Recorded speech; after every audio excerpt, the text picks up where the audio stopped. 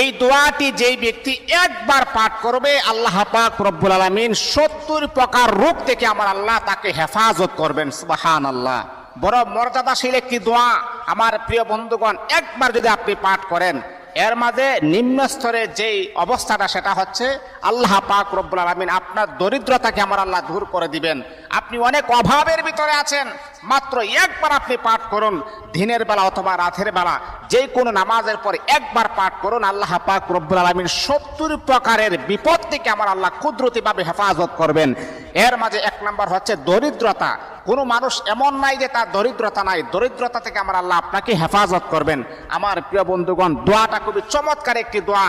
দোয়াটা হচ্ছে লা হাওলা ওয়ালা কুওয়াতা ইল্লা বিল্লাহি ওয়ালা মানজা মিনাল্লাহি ইল্লা ইলাই।